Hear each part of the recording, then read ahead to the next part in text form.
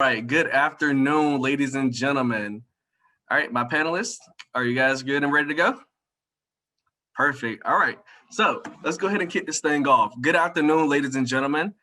Thank you all so much for joining us today. We are looking forward to a very engaging discussion with our panelists. And as you all know, we are discussing a very pertinent and critical topic today, the discussion about community colleges from an African-American perspective. If you all would like to submit any questions, please utilize the chat feature or the Q&A feature that we have at the bottom of the screen. And as a reminder, this event is being recorded, and we will be sending the recording to everyone after the event has done. So I'll go ahead and just kick it off for myself. My name is Demetrius Deloach. I am a consultant and a lobbyist with APCO Worldwide, which is a global public relations firm. And I attended Halifax Community College prior to enrolling in Elizabeth City State University, NC State University, and the University of North Carolina at Greensboro, where I received my master's. And community college plays such a vital role in my life. As a first-generation college kid from rural northeastern North Carolina, it played a very pivotal role for me. And I believe that my guests have very similar stories to how community college played a very critical role with them as well. So to kick it off, let's start out with my good friend, Michael Denning. Sir, would you like to introduce yourself? Of course. I hope everyone's doing well. I'm Michael Denning, and I'm originally from Garner, North Carolina, so right outside of Raleigh. And my journey really began in high school. So I went to a college and career promise high school called Wake Early College of Health and Sciences. And the way the high school worked is the first 2 years we were on a high school campus, and then the last 3 years we were on Wake Tech Community College's Northern campus. So during my time at Wake Early and at Wake Tech, I was able to get my nursing assistant certification, my associates of science degree, as well as my associates of arts degree. And then from there, I transferred to East Carolina University, where within 3 years, I was able to complete my bachelor's of science in public health and my master's of business administration. I then took a year off, went up to Columbia University up in New York in the big city and earned a master's in public health. And now I'm back in Greenville at the Brody School of Medicine as a first year medical student.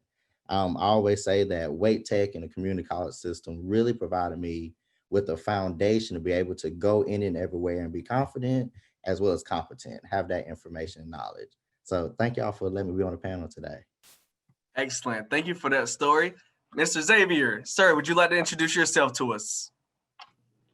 Sure thing. I'm Xavier Johnson Graham. And just like Michael, my journey really began in high school, where I decided I wanted to go as a freshman. I wanted to go and graduate in 3 years instead of four. So I did that. And then after that, it came to pretty much the crucial question: where did I want to go to college? So I decided I wanted to go to Nash Community College. And there I did 2 years. I received my associates in arts, which also led me to go again, just like Michael, to East Carolina University, go Pirates. And there I did another 2 years and decided I wanted to do a focus in communications with a focus in public relations. So after that, since now we're kind of in the middle of a pandemic, didn't really know what to do right after that. So I decided I wanted to return to Nash Community College once again to take on a different program with broadcast technology and production. So that is where I am now. I'm kind of sort of in the middle of that, my first semester, getting all of that done. And that's it. That's just basically what I've done. Excellent. Thank you, sir. Jordan, how about you, good sir? What is your story?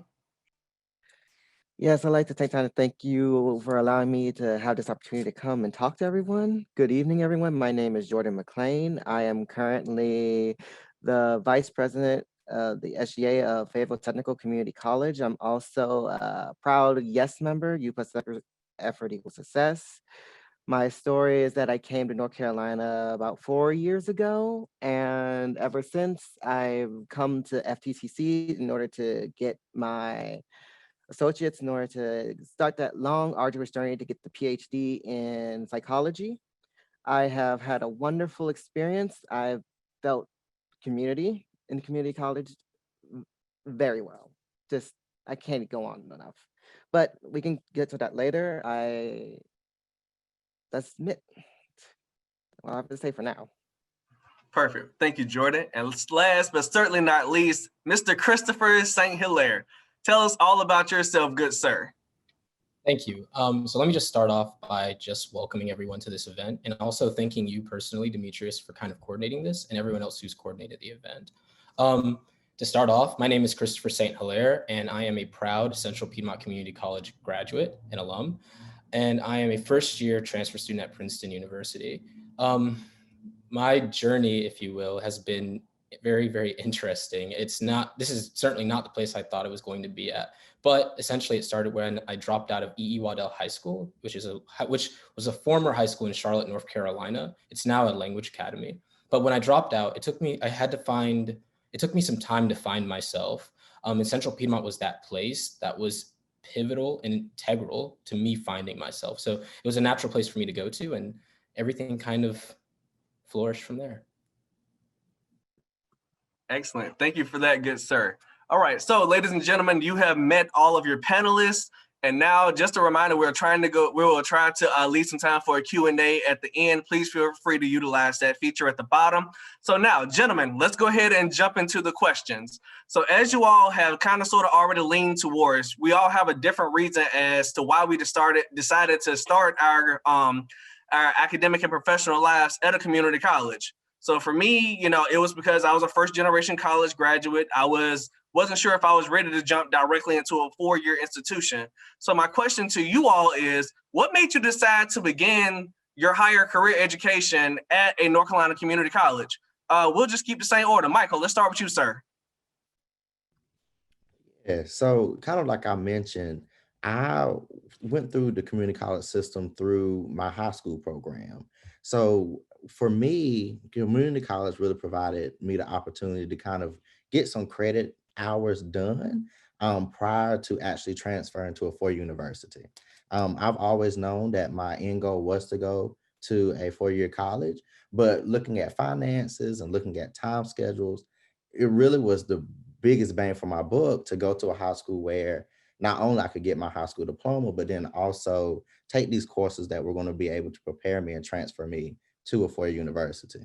I'm glad to say that Wake Tech really provided me with a interesting perspective on higher education, because I feel like my maturity level when it came to actually getting and going to ECU was totally different. So my reasons for going to a community college, one was finances, because with the career and college promise in Wake County, all of our courses were free. And then also looking at the time schedule, I knew I wanted to become a doctor, and that's a long journey. So I was like, anything that can kind of chop that up, cut it up, let's do it. And then also kind of that preparation and making sure that I was prepared once I stepped into the next step of my academic career. So kind of multifaceted, but it all worked out in the end. Excellent. Well, sir, we are so glad that it worked out in the end for you. Mr. Xavier, sir, what made you want to begin your education in the North Carolina community system, sir? So what made me decide to start at a community college was I graduated high school. We have that kind of summer 3-month period where you figure out what college you want to go to if you don't already know. And I just didn't know where I wanted to go. I didn't know what I wanted to do. I didn't know what career I wanted to take, and I just didn't know at the time. But I decided that, well, first we're gonna start taking pretty much your basic classes at Nash Community. So I decided I wanted to go there, and then there I just decided, I was like, so okay, found out what I wanted to do, find out what my options were, and then I decided I wanted to go to East Carolina. So typically, Nash was pretty much everything that I thought it would be. Like a lot of people, the community college was pretty much my only option at that point because, like I said, I didn't know what I wanted to do. So it was kind of sort of a money perspective as far as, okay, let's go here to see what my options are, what can I be exposed to, and see what I can learn to love, find out what I have a love for. And there I found my love of production, henceforth why I went back. Excellent. Thank you, sir. Mr. Jordan, What can you tell us, good sir? Well, aside from finances, which has been stated multiple times, and I believe is a top choice for each and every one of us, or reason. Another thing for my life and everything is that, okay, after high school and everything, family became sick and there are some issues there and there. So community college was a much more practical option because, again, cost and transportation.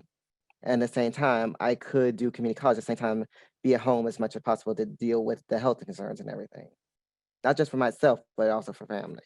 So that was a key component. Yes. Certainly understand that.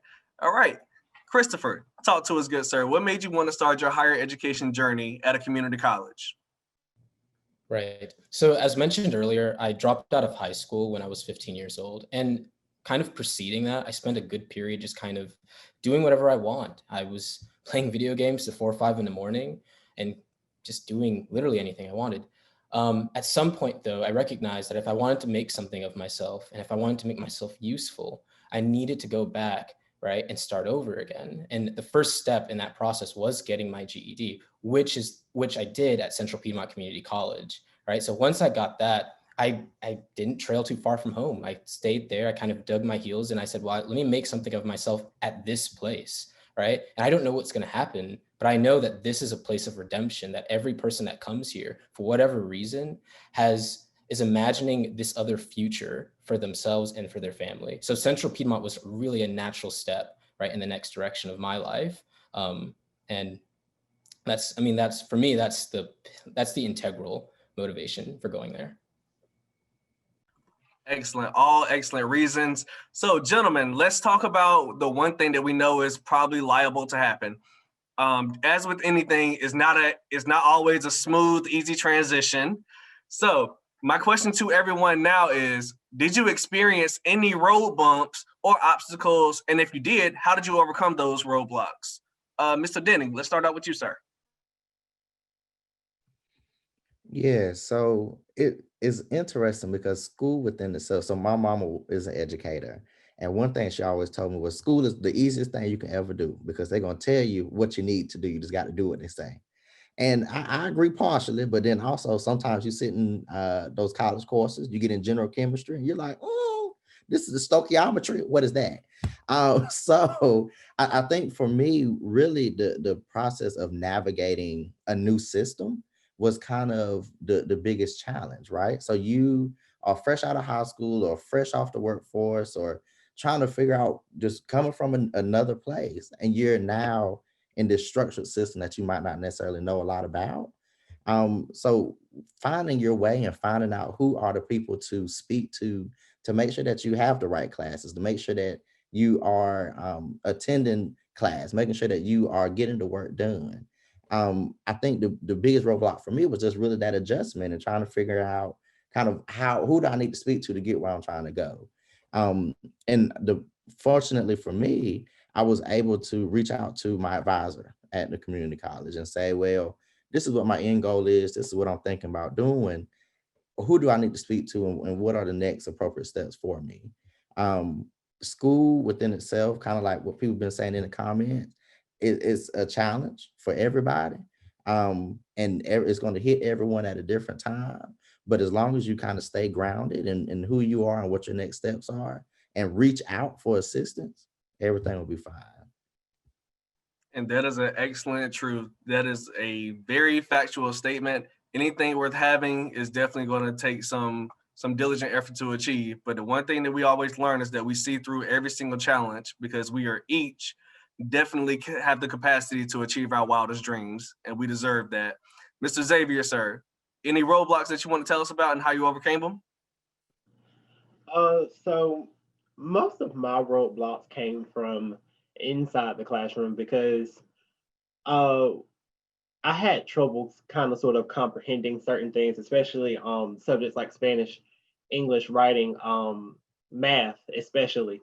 Math was definitely one of my biggest roadblocks. But I know Nash, as well as many other community colleges in the community college system, has different programs and things and people around that are definitely here to help.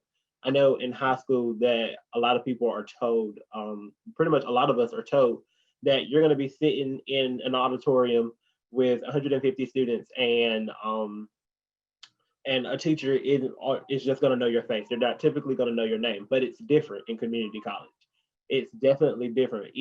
I have had tons of teachers that know me by name, know my face, run into in public as well as on campus, and they offer help because they know that you are there, and if you don't have kind of sort of the resources at home for somebody to always be there to help, then you can always come into a classroom, office hours. I know at Nash we have a thing called the math tank, which is a bunch of professors on campus that run the math tank as far as helping students with math, and they're always there to help. That's one thing about community colleges that I love, is that the teachers take not only their personal time, but as well as sometimes their instructional time to pause class to help you with something you may be struggling with, because they understand that this is important. And if it wasn't important, then they wouldn't be teaching it. But that's definitely how I overcame not understanding math and writing and Spanish, especially because Spanish is definitely a hard language. So I know that my Spanish teacher sat down with me after class every day and helped me with pretty much the basics, and so I could understand what was to come in classes. And that is a very important point, for a lot of us starting out this journey. Myself as a first generation college person, I had to learn what I didn't know, which means I had to ask. And again, a lot of times as Black men, we find ourselves not wanting to ask because it's expected of us to know everything. But, gentlemen, for all of those that are listening, men and women, if you do not know, ask. There are people at community college who literally get paid to answer these questions. Definitely ask, because again, that one question could definitely be something that sets you up and the next person up as well. So, Mr. Jordan, you want to tell us about your roadblocks, good sir? Yes, well, it wasn't so much roadblocks in terms of administration or getting paperwork done. It was more personal real life because, again, as I mentioned earlier, chronic health conditions and health concerns was a reason why I chose community college. I've been type 1 diabetic since I was 1, and I'm not going to go into family's medical issues, but I know for me, I was that. And then I was dealing with depression at the time too. So both together was a really rough. But at the same time, I still managed to get in school and everything because I still wanted to be more than just a normal cog in the wheel, per se. I still had ambition, I still had dreams and whatnot. And yes, it was a struggle. I know personally that my experience with my community college has been absolutely a blessing and incredible for helping me deal with everything. Spectacular, good sir. And in our communities, we know that every household has a different story. There is no such thing as, a perfect atmosphere. There's no such thing as, nothing is ever always going to be perfectly lined up, but you have to step out on faith and literally just say, I'm going to do this because I owe it to myself and to my family. And Chris, I know you can definitely understand that. So good, sir. Would you like to tell us about your roadblocks as well? Yes. So I will say that there's a practical way of looking at this too that I think everyone has kind of touched on already. Just kind of like navigating the community college space after you spent some time not in like an educational system. And that's incredibly important. For me personally, I was pretty fortunate in that regard because I found myself ensconced in my community college's student life atmosphere. And that was great because, any question I had, like I knew who to go to, right? To at least, if not get a direct answer, to know where to find an answer. So as it relates to personal roadblocks, I've had very much like Jordan, they were personal. Even though I had this really unbridled motivation to make something of myself, I still brought some of the ill habits that I used to harbor. And so I needed to find a way to reconcile some of those unhealthy habits like this. I had, for instance, I had a really an unhealthy way of looking at perfectionism, right? I was always trying to do this, and I was always trying to spread myself really thin. And I needed to find ways to reconcile how do I prioritize the things that matter? And how do I prioritize the things that I'm just doing for the sake of doing? How do I learn how to say no, right? Those are the things I had a lot of trouble with. And community college and have my time there really kind of taught me, well, these are the things you might need to say yes to. These are the things you might be able to defer. These are the things you might be able to do right now. You have to have that conversation. You have to negotiate with yourself. And that's something I'm glad I was able to kind of take away. Spectacular. All right, gentlemen. So now we're about to discuss one of my favorite subjects. So we've gone through the difficulties of going through enrollment, getting our financial aid. Here we are on the first day of class. Now, so gentlemen, I remember how it was the first day. I was 16 or 17 walking into a community college, nervous as can be. So my question to you all, what was your experience in the classroom like? And, specifically, let's touch on what your experience was like with your professors, your classroom sizes, the curriculum that you had, and also the hands-on learning opportunities that you guys were presented with. So I'm going to reverse it this time. And Chris, let's see what you got, good sir. Right. So again, just for full disclosure, one of the things I'm an introvert. One of the things I absolutely love is just how oftentimes community college class sizes are really, really small. And so it's such a great environment for you to develop an intimate relationship with your professors. And there are a few just coming to mind now that I'm still in contact with to this day. And I mean, I think that's really important, because this is a daunting environment. You haven't, I know for me personally, when I got my GED and I was walking through the halls of community college, it was as much as college as I knew. And so I was nervous and I didn't know how to act. I didn't know what to do with my hands, like weird stuff. Like I just didn't know what to do with myself, my body and space. And just coming into this environment where it was like 9-10 other people, we're all kind of fumbling and trying to figure it out all together. It really made me feel that, hey, we're all in the trenches. You know what I mean? I'm not here alone, and I can have a conversation with my professor right after the class ends, and I can voice that concern, and they're there to be a supportive platform for me. So can't stress enough the importance of developing an intimate relationship with your professors and how great it is if you have the great fortune to be in a smaller classroom environment. Excellent. And I'm so glad that you said that you were able to just look around and realize that you were not the only one. My advice to everybody that's listening is understand that you will not be alone in this. You're going to walk into a classroom alone, but you're going to walk across the stage with friends for life. I assure you of that.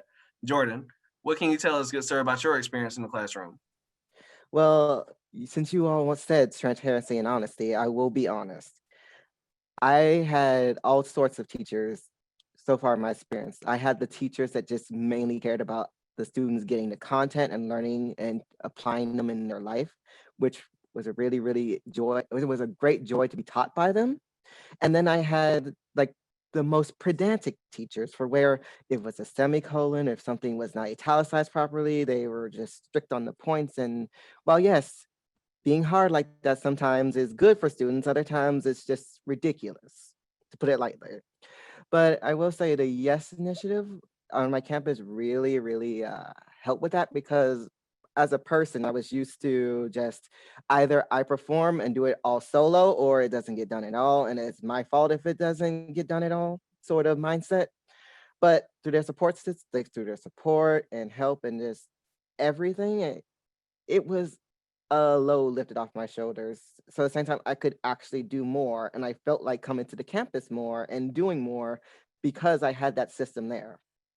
So yes. Definitely. And honestly, we all know, and I'm pretty sure, gentlemen, you all will agree with me, professors play such a very pivotal role in making you feel welcome and just guiding you. Because again, for a lot of people coming into community college, they have not had this conversation with their parents. They had to blaze this trail by themselves. So again, professors play a pivotal role because they teach you that professional development, like how Chris talked about how he was nervous about how to sit his hands and all of that stuff. Many people don't have someone to teach them that. So they have to learn all of this stuff on their own. So the professional development is definitely good for professors to have. And it's just one of the critical elements to make African-American male feel as if they belong there and that you're definitely invested in their future. Xavier, what can you tell us, good sir? So my time in the classroom while in community college was pretty much a great one to say the most, because like I said, small classrooms really are important, especially with community colleges, because um teachers can take the time, professors can take the time to build that relationship. I know somebody in the chat said that when you build that relationship with your professor, they'll go the extra mile for you, which is 100% true about teachers in community colleges, because they have such small classrooms. It's like your average size classroom. There's probably anywhere between 20 to 25 people in there.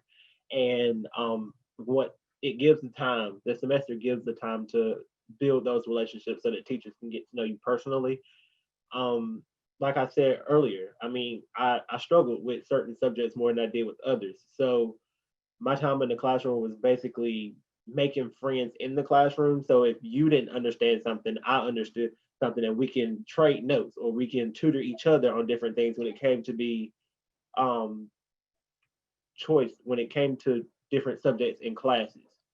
Um, and that's pretty much my time in the classroom. Excellent. And I'm glad that you said that whole thing about sharing notes with somebody.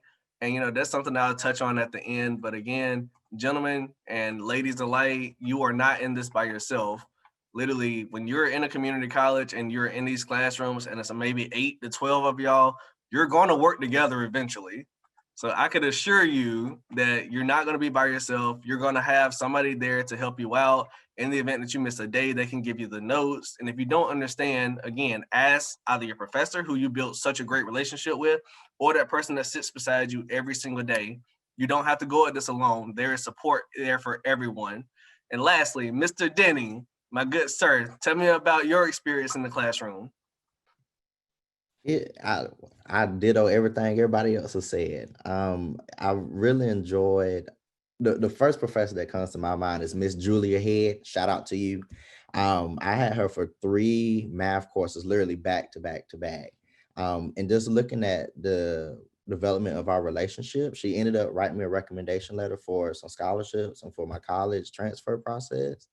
But I think what I really enjoyed about the community college classroom atmosphere is the diversity of the students, right? So for us, you had high school students like myself, so 15, 16, 17-year-olds, but then you also had people who were coming back. So they might have been older, 40, 50.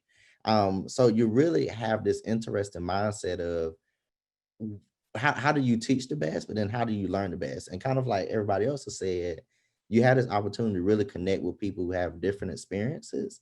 And I think that also helps kind of like what Christopher said with kind of like the imposter syndrome, right? So you kind of go into these places and you might not feel welcomed, or you might not feel as prepared, or you might not feel like you are supposed to be there. But at the end of the day, you're here. So you got to figure out how to do that. And working with people who have different backgrounds with different understandings of whether it's math or science or English really helps out. So the classroom experience was really nice because it was small, but then also because you had so many different people with different personalities and different learning styles. Definitely. And that just speaks to a better topic that is very prominent right now in 2020, the subject of diversity. You know, you want a definitely diverse classroom because, again, I remember how it was at 15 and 16. I had 30-year-olds and 40-year-olds in my classroom. They were teaching me things that I literally had no idea about. I was like, what do you mean I need to go ahead and start thinking about, you know, how I want to do apartment and saving money and finances and everything. So that is just another perk of being able to enroll in a community college. So the subject that we all have been waiting for tonight, and I know I'll have my own personal story with this one, but for a lot of people, they enroll in community colleges, yes, to get the technical training, to get the knowledge, but some do it as a startup to say, okay, I've got my associate's degree. Now I want to think about going to a 4-year degree, and the subject of being able to transfer credits to a university. So I'd like to hear what that process was like for you all. And, you know, I'll kick it off. My process was pretty good, and I'll just be completely candid. I did not do my due diligence the way I should have, to be honest with you. So when I was transferring from Halifax Community College and going to Elizabeth City, I did not do my due diligence because I didn't realize that when I enrolled in Elizabeth City in the summer, I was taking the same exact classes that I was when I was at Halifax Community College, just with a different name. And I did not ask the questions. I did not, do my part to say, hey, this doesn't look right. Can you tell me? So I wound up taking duplicate classes, which was not a bad thing. Honestly, I still graduated way on time, still had a great GPA, but that was my mistake on my part. So my thing to everybody is to do their due diligence, ask the questions when something doesn't sound right. So, Mr. Denny, you want to tell us what your transfer was like? Very similar. It was kind of smooth. I think the best advice that I can have for anybody is just stay on top of it. Every email you send, make sure you save it. Every document you sign, make sure you have a copy of it. Um, I remember in high school, we always talked about this document called the Comprehensive Articulation Agreement. And the fact that I've been out of high school for 4 or 5 years and still remember it, it's important. But it's pretty much a statement or an agreement between the community college system and the 16 public universities here in North Carolina that say, well, if you take a certain number of credit hours at a community college, then they'll transfer over to a four-year university, a public one. But my issue arose with the classes counting towards your major, right? So once you get to a four-year university, you'll pick, well, I want to major in biology or chemistry or English or whatever it is. But sometimes the courses that you took at community college might not necessarily fit directly into your four-year plan or two-year plan. But the way that you can kind of counteract that is, one, speak with the registrar's office. They get paid to make sure that you are taking what you need to take. So call the registrar's office, stay on your advisor's tail. And then also, I know for ECU, we have a portal where you can literally put in what community college you went to, and it'll list all of the courses and their course equivalencies at ECU.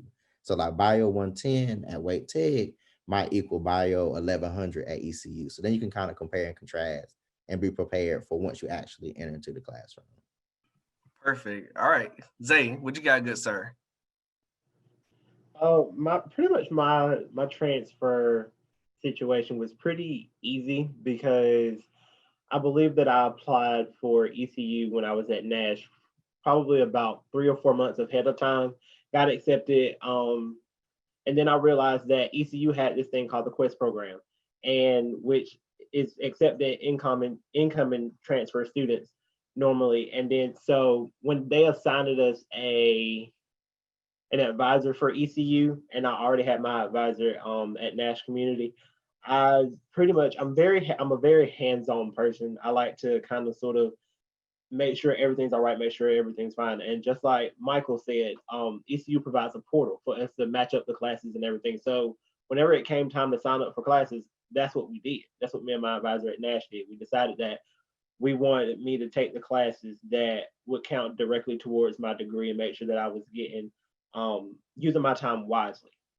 And I stay in contact with my advisor to make sure that everything's all right, make sure everything will transfer over.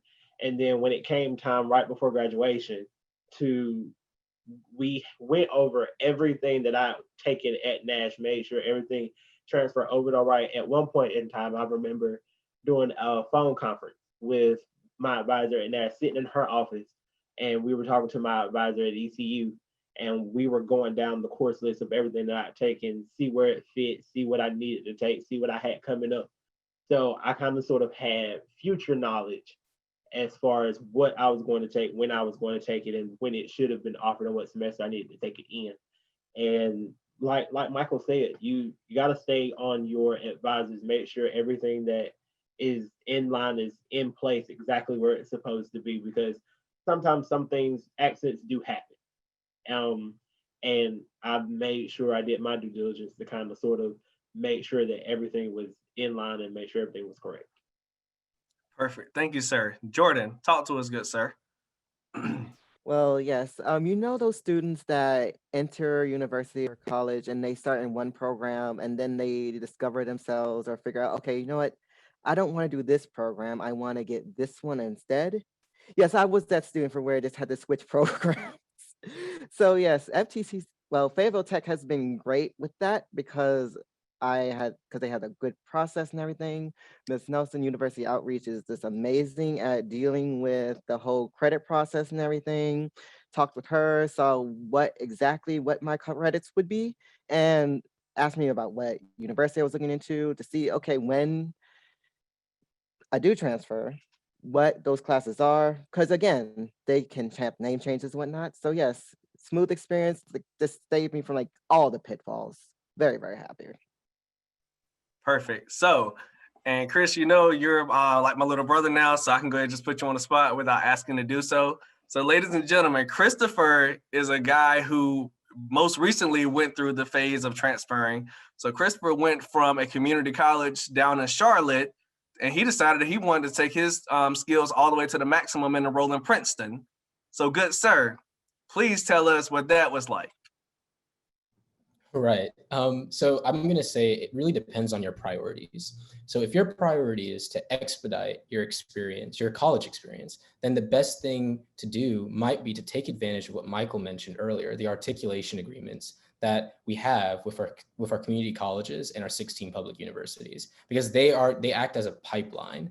And for me personally, when I sought help in that regard, there was plenty of resources, right, to assist me in that process. Now, if your priority instead is to transfer into a private institution, that's really niche. And I'm discovering this, the last few months I've been really discovering this. It's such a niche conversation. Most transfer students aren't necessarily interested in applying to an Ivy League school or an elite institution. That's not their priority. But if it's something you can afford, if you have the luxury of being able to apply to an institution like that, I would say you have to do a lot of independent work as it stands right now. There's not a lot of infrastructure surrounding what that process looks like. So in that regard, it was kind of difficult because I had to figure out, well, what credits are going to transfer, right? Will I receive financial aid, right? What are those, like, what does that look like for me? There is something I would love to demystify really quick. A lot of Ivy League institutions are very, very keen on diversifying their population, and they believe that community college students are a value add to the student population as a whole. So for instance, with regards to financial aid, if your family makes less than $100,000 a year, you attend the institution for free. Now, with that being said, with regards to credit evaluation, this is why the priority piece is so important, because if you want all of your credits to transfer, then it's really important to exploit that articulation agreement. But if you're not so keen on all of your credits transferring, then a private institution might be the best thing to do. Personally, for me, when I matriculated into Princeton, I came in as a fall term sophomore. The vast majority of my credits were not accepted. And so you have to kind of keep that in mind. Is that something you're willing to accept? Because if you're not, then your priority should shift. All right, excellent. Thank you for that point. So now we have arrived to the question that I know I have been itching to discuss, and I'm pretty sure if anybody up here is from a community college, I know you all are definitely going to want to know this. So in 2020, we have seen the word diversity being utilized more now than ever. My question to you, gentlemen, and I'll make sure to jump in at the end as well. What advice do you have for individuals who are considering whether or not to enroll in a community college? All right, who do I want to pick on first? Zay, let's see what you got, sir. I believe the advice that I have would be go to a North Carolina community college simply just because of the experience. Like we've said many times before, in the classroom, when you build those friendships, build those relationships, it's so crucial because you can leave college, and especially in a community college, and have this vast knowledge outside of what you've studied because of the relationships and friendships that you've built. And I honestly can't stress that enough. I mean, if you want to go to a community college, do so, because you are 100% going to leave with more knowledge than what you were taught inside the classroom. You're going to learn so much more outside the classroom. And then again, you're also going to get so much help. And it's just, to me, it was one of the best decisions I could have ever made, especially in my educational journey as far as where I've been and where I want to go. Perfect. Michael? Exact same thing. Do it. If just do it. One thing I always love to say is that college isn't for everyone, but education is. And I think that community colleges really provide students, regardless of what your interest is in, an opportunity just to get that education. So whether that is your plan is to transfer to a four-year university, come on, get your associate degree and transfer. Or if you're more hands-on, technical skills based, our community colleges, all of them have these different technical programs that you can enroll in. And I know, especially for my high school students who are out there, the oftentimes like the college and career promise program that we have, you can literally take these certification courses in mechanics or whatever and get it all the courses done for free while you're still in high school. So regardless of what your end goal is, look into a community college. I guarantee you, they're gonna have some type of program that can fit into what your interests are, or kind of like Xavier said, prepare you to get to the next step. So do it. Just look into it. Perfect. Jordan? I would say the experience because, well, yes, getting and having a degree does help you get more money when it comes to the job field and whatnot. Also, you have to understand the community college is not just high school students you're going to run into. They're just getting their first taste of being in a more academic setting. You're also getting adults that are returning and everything. You're going to be having a mixed classroom. And you need to get used to that if you're going to be pursuing a master's or a PhD or going into the workforce in general, because again, as long as you're of age, you can work. You're going to be dealing with all types and is not going to always be within your demographic.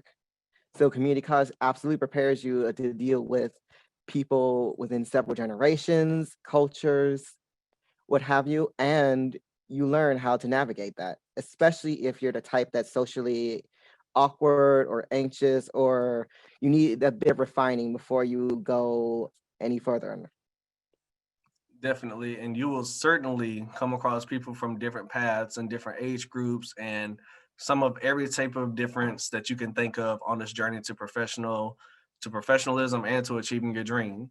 So Chris, what you got for us, sir? What advice do you have for everyone?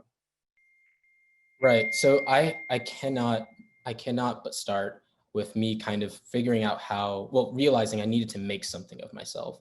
I think especially as a person of color, as a Black man, I think that's something that's incredibly important, right? If you need to view education as this kind of empowering tool, right? View it as almost as making yourself useful, right? Because that usefulness, if you will not just benefit you, it will spill out, right, and benefit your family and benefit your community. So it's incredibly important, right, that if you feel like, hey, this is a pipeline for redemption, this is how I can transform who I am, then enroll. Because if you do that, you're not just improving your lot, you're improving your family's lot, and you're also improving you're improving the version of you that will exist down the line, if that makes sense. And so, I mean, as someone who comes from a poorer community, like I see it all the time, like a lot of the choices you make do matter. And so if you make that first choice, right, to enroll in a community college student, I don't think you're going to regret it.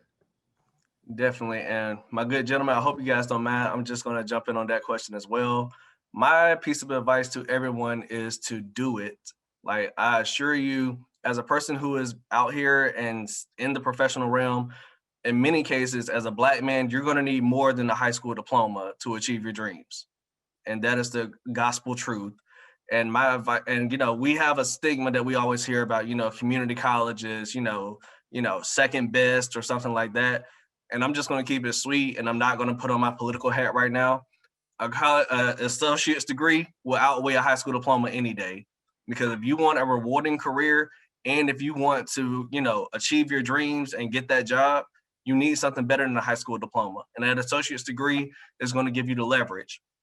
And by attending a community college and going through that path, one of the things that I live by is whenever I climb up, I reach back and I pull somebody up with me. So we can always lift as we climb. And Black men, we can have the capacity to carry others with us. We don't have to be selfish. We don't have to do it by ourselves. We can literally bring others with us. And after you leave a community college, go back and teach them what you learn. I still go out to Elizabeth City, I go to NC State, I go to UNCG, and I go to Halifax Community College. Legitimately, do not forget where you came from, because I cannot go home for Thanksgiving, look at my community crumbling in Northampton County, in Conway, North Carolina, and Halifax and Roanoke Rapids, and know that I have this knowledge that I don't share. So legitimately, we don't have to do what we have seen some people do. Go back and grab your brothers. We are our brother's keepers. Go back and get them. So I see Michael over there. He's making me laugh. I'm sorry, y'all. So one last thing, not one last thing, but now we reached the end. So now one question that we received from the crowd, and I know you guys are going to have some very excellent insight on this. So from your perspectives, how can the faculty at a community college actively support Black males, identify student success early? Hold on, I'm sorry, y'all. 1 second, blah, blah. Oh, there it is. Sorry. How can faculty support Black males and help with their academic journey and promote a sense of inclusion and belonging? So of course, you want to, if you're going to have Black males in your university or your college, you want them to feel like they belong, because if not, they're just not going to come back. So gentlemen, what do you have to say about how to make Black men feel like they belong, and how can these faculty members offer our support or offer support to us? Chris, you're the person that is dealing with that right now, so let's see what you got.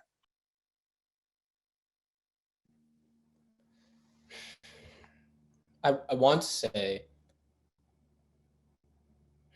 I mean, maybe be a little bit less judgmental about the experiences that we bring to the table, because I see that happening sometimes. But that's not a comprehensive answer, right? I feel like it's part and parcel of this idea that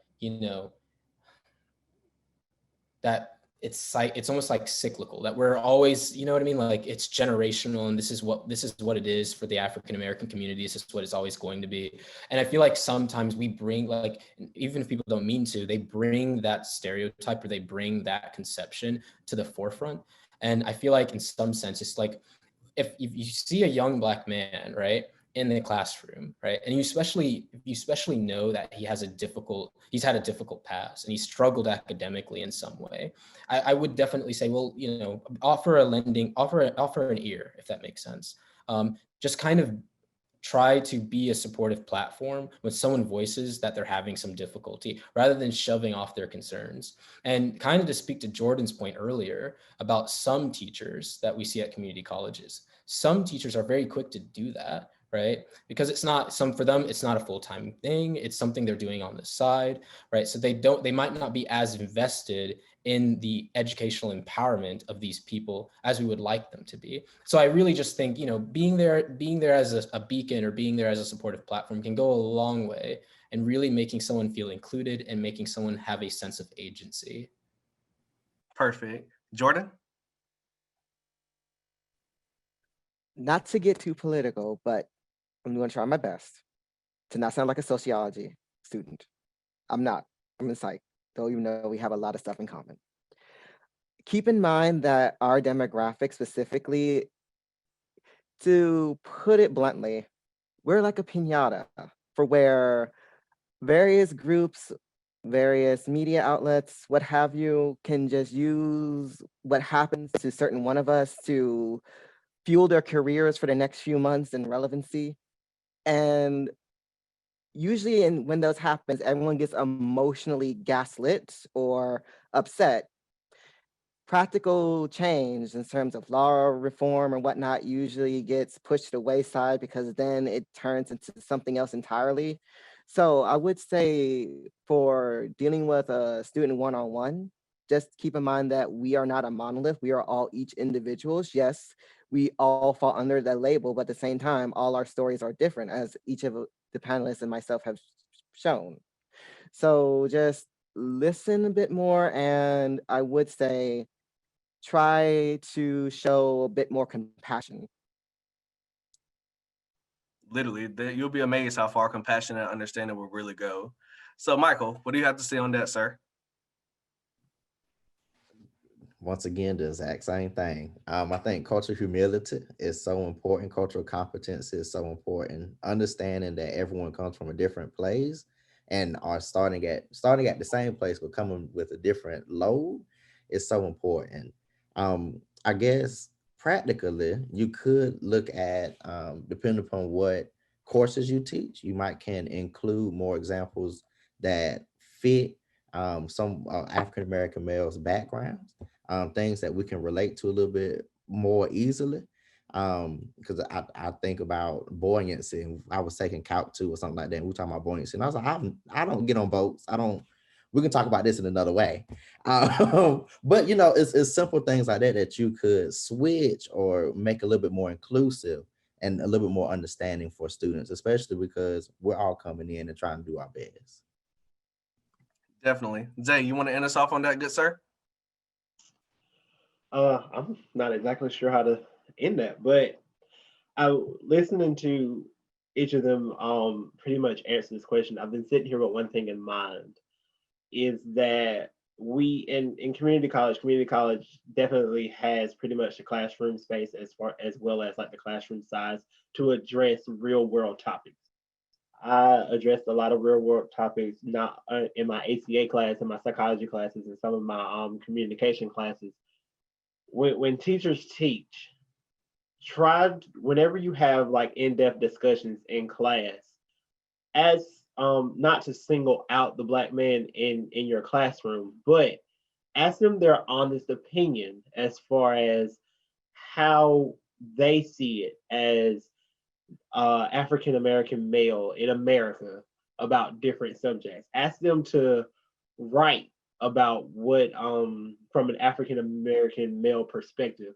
One of my favorite movies is Freedom Writers, and she basically broke down pretty much the stereotype in her classroom as far as to see a student as an individual, had them write about their with the journals.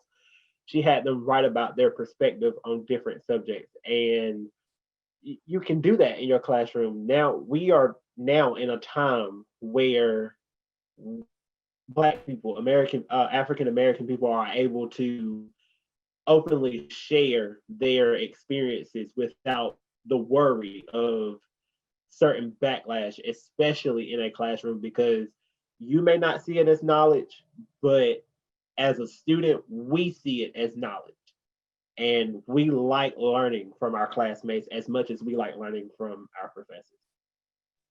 Definitely. And for my little 2 cents on that, I would definitely implore every community college to have somebody that looks like us there, because again, you learn by example. As Black men, we learn from what we see. It's a lot easier for us to go to somebody that looks like us and just pour it all out and think that, hey, they might understand it. And for everybody that that does not identify as African American, your active listening skills are what is going to play a very big part, because 2020 has been traumatizing for many more reasons than one. But again, you never know what somebody is dealing with at home. So by the time you pile on what they're dealing with at home, what they're seeing on the news, what they're seeing in the streets, the difficulties that they're always having or already having, and then I come to a community college and I'm the only one of my own there, and I can't talk to anybody, and I can't go to my administrators because they don't identify or probably understand, that creates a very difficult situation for people. So I really hope that community college will have those diversity, equity, and inclusion people in place, and have mentor programs with people that, a diverse mentoring program. That will play a very big part. And gentlemen, I know we're pushing up on time, but I wanted to ask one last question of everyone. And this is also something that came from one of the community college administrators.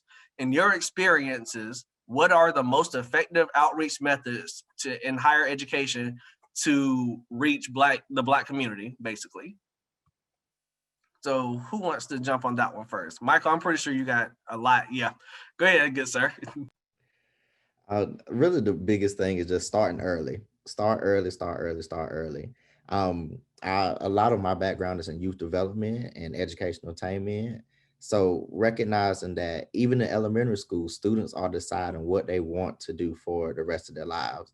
And not only deciding it, but kind of trying to figure out, well, I'm not good at this. I'm not good at math. I'm not good at science just because somebody said they weren't. So as community colleges, you can definitely go to some elementary schools, host some career fairs or college fairs, bring students on the campus in a non-COVID world, of course, but bring students on the campus, give them the opportunity to see what it looks like. One of my favorite statements is, if you can see it, you can believe it, therefore you can achieve it. But oftentimes our kids only have an opportunity to even see what options they have. And one thing we kind of touched on a little bit is the stigma associated with community colleges. People think that community colleges are lesser than, or you don't get as great of an education there. Having marketing campaigns that say, okay, that's not true. We not only accept students, but we graduate them prepared to go to the next step. And then I think the last thing is definitely having, kind of like Demetrius said, having people there that look like the students you're trying to include. It goes so much further. It goes so much further. For me to go into a classroom or go into an admissions office and see somebody who looks like me doing what I think I want to do is amazing. So definitely start early, market that you are excellent, because y'all are excellent, and increase the diversity of the staff and faculty. Excellent point. Let's see, Chris, what you got to say on that, good sir? So for me, I can't help but just kind of revert to my volunteer work at the Relatives, which Relatives is a nonprofit organization that acts as a homeless shelter for youth between the ages of 14 and 24. Most often than not, they are usually people of color, particularly African-American men. And the thing that I discovered that works very, very well in this context is a shift in perspective, right? Oftentimes these kids, they internalize, right? They internalize, how should I say this? They internalize their trauma, or they internalize their current station in life. Like, oh, my family was poor, I'm always going to be poor, right? I see that all the time. And so one of the things that I really wanted to remedy was that particularly internalized perspective. I wanted to shift it and try to imbue them with a sense of agency. Like, no, you're actually more powerful than you think you are, right? And that can be a difficult process. For instance, there was this one kid I knew, and he just wanted to be a barbershop owner. One day, that was his biggest dream. Within reason, that was the thing he wanted to achieve. I told him, well, what if you were to start today, what would that look like? What would be the one thing you do now that at least orients you in that direction? And he's like, well, I could get my GED. I was like, yeah, you could get your GED. And then I could probably learn how to cut hair and stuff like that. And I was like, yeah, you could do that too. Like, oh, those things don't seem too hard, just as independent things, right? And it before my own eyes, like you could see it in his eyes, right? This scaffolding, right, just kind of fell apart, right? He started to realize, like, wow, yeah, I could do that, right? I actually can do that. And so I'm a huge advocate in trying to imbue people with a sense of agency. It's like, rather than internalize your current station in life, rather than internalize being a pariah or an outcast, right? Tell them that they're more powerful than they actually are. Like, if you did X, Y, and Z, if you attended to the present diligently, the future you can pull the future to meet you in the present, so to speak, right? Whatever future version of yourself that's out there, if you just do X, Y, and Z, you can get there. It's not impossible. Within reason, you can achieve what it is you want to achieve.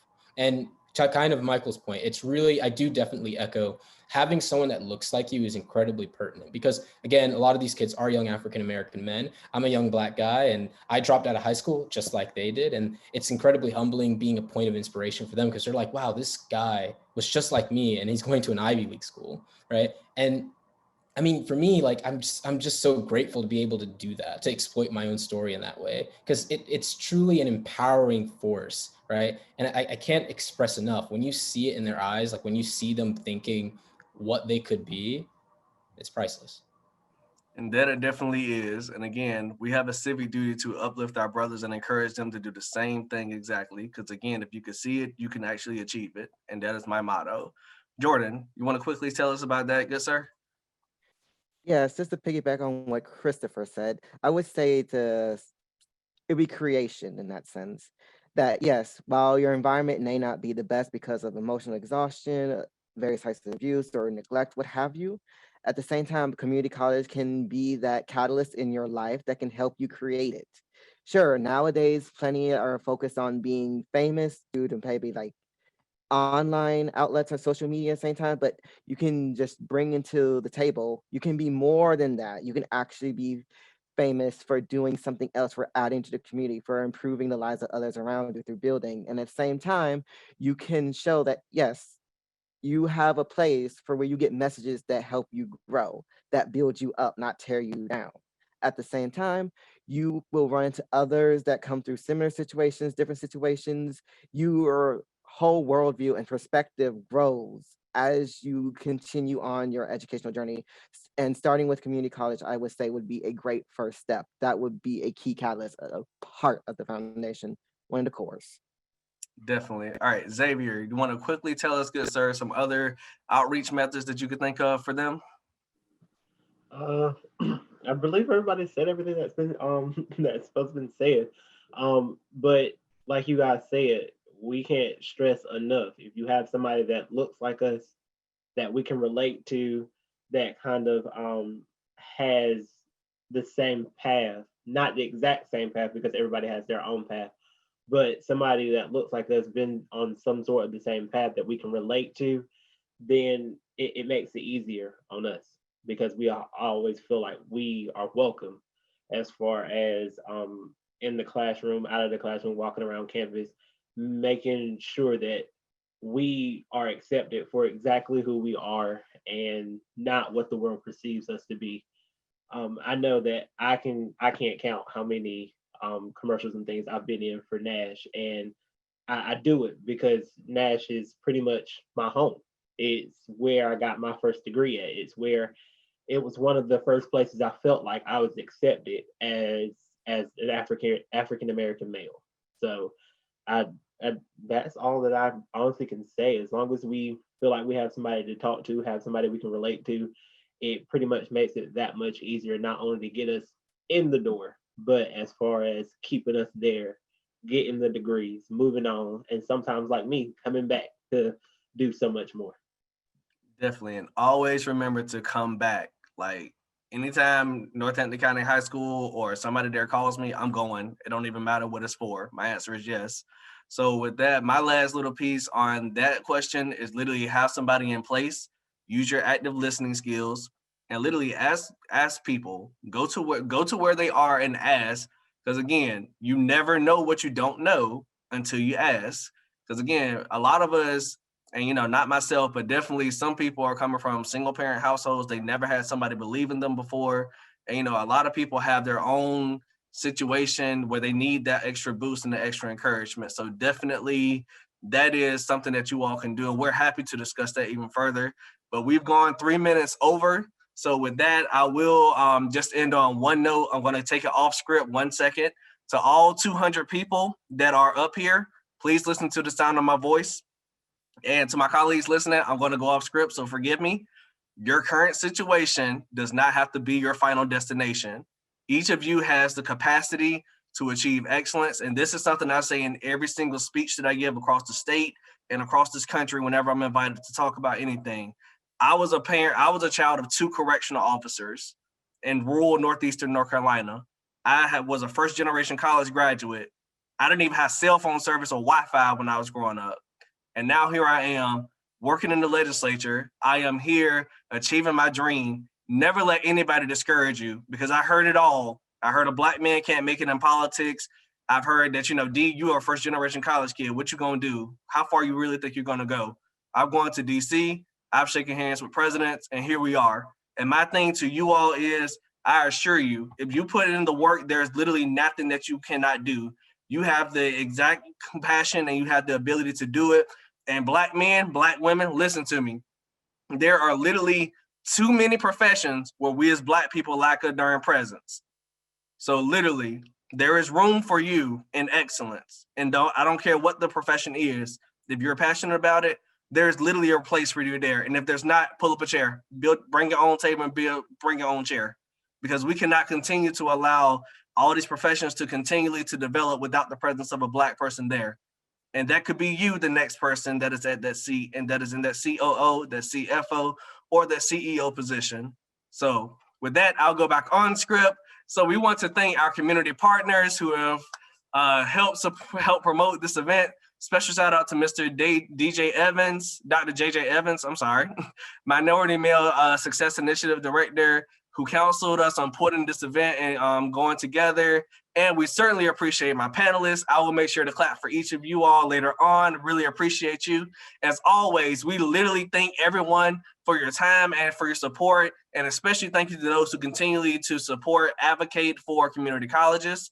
And finally, to all of you who consider joining us, all 200 plus of you that joined us today, we appreciate you for attending. And thank you so much for taking a role and talking about community education. So we appreciate everybody if you would spare 2 more minutes to help fill out an anonymous survey, which will be posted to the chat. That will help us shape the future of future events like this, because I've seen more events than one that said they want a part 2. So that survey is going to help us shape this event itself. And we will also be sending a follow-up email this week or the early part of next week with resources that you may be looking for, along with the recording of this event itself. But in the meantime, please take your time and please consider visiting Your Higher Education, and that's higher, H-I-R-E, yourhighereducation.com if you haven't done so already.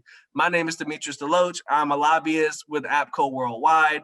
Thank you everyone for joining us. And with that, ladies and gentlemen, we bid you all adieu. Have a great evening. Please stay safe. We wish you all very happy holidays. And to all of those that listen, go ahead and start looking at some community colleges now. Let's get you on the right path. Ask the questions. Add myself, Michael, Jordan, Christopher, Xavier. Add us on LinkedIn. You can find us easily. Do whatever that you need to do. Ask whatever that you need to ask. But there is absolutely no excuse for mediocrity in the Black community anymore. Go forth and be great. Let's go forward and do this. Thank you.